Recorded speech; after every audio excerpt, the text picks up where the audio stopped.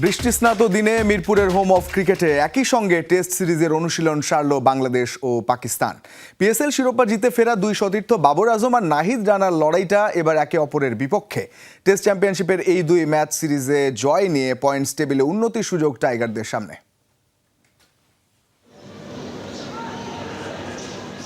রোববার রাতে পেশোয়ার জালমির হয়ে পিএসএল শিরোপা জেতা দুই সতীর্থ নাহিদ রানা আর বাবর আজম একদিন বাদেই লাহোর থেকে ঢাকার হোম অফ ক্রিকেটে। দুইজন এবার দুই প্রতিপক্ষ।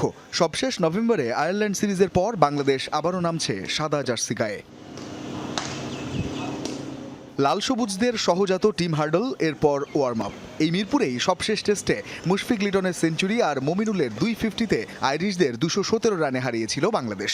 মিরাজ, শান্ত, তাসকিনদের সাথে তাইজুল, জয়, সাদমান, এবাদতরা তাই নিজেদের প্রস্তুত করতে ব্যস্ত টেস্ট সিরিজে মাঠে নামার আগে। আর তানজিদ তামিমের সাথে এই ফরম্যাটে নতুন মুখ অমিত হাসানও প্রস্তুত সুযোগ কাজে লাগাতে।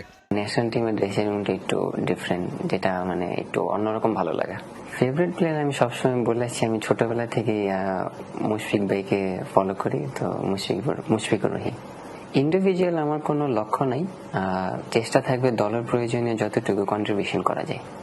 মেঘলা দিন, মিরপুরের মেঘলা আকাশ তাই পাকিস্তান দলকেও দিয়েছে কিছুটা স্বস্তি। অনেকটাই নির্ভার শাহিন, বাবর, রিজওয়ানদের পাকিস্তান। গত বছর অক্টোবরে রাওয়ালপিন্ডিতে সবশেষ দক্ষিণ আফ্রিকার কাছে 8 উইকেটের পরাজয় ছিল পাকিস্তানের শেষ টেস্টের গল্প। তবে ওই সিরিজের প্রথম টেস্টে ইমামুল হক, শান মাসুদ, রিজওয়ান আর সালমান আঘার ব্যাটে 93 রানে জিতেছিল পাকিস্তান।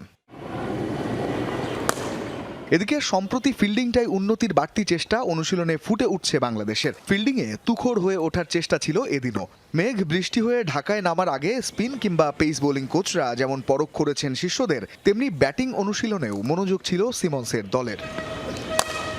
টেস্ট চ্যাম্পিয়নশিপের চতুর্থ সাইকেলের এই লড়াইটা টেবিলের 5-এ থাকা পাকিস্তানের জন্য যেমন গুরুত্বপূর্ণ, তার চেয়ে বরং বেশি বলা যায় 8 নম্বরে থাকা বাংলাদেশের জন্য। পাকিস্তান এই সাইকেলে দক্ষিণ আফ্রিকার বিপক্ষে 2 টেস্ট খেলে 1 জয় আর 1 পরাজয় নিয়ে অপেক্ষায় আছে বাংলাদেশের। সমান 2 ম্যাচ শ্রীলঙ্কার সাথে খেলে 1 পরাজয় 1 ড্র নিয়ে টাইগাররাও ঘরের মাঠে মুখিয়ে আছে পাকিস্তানকে হারাতে।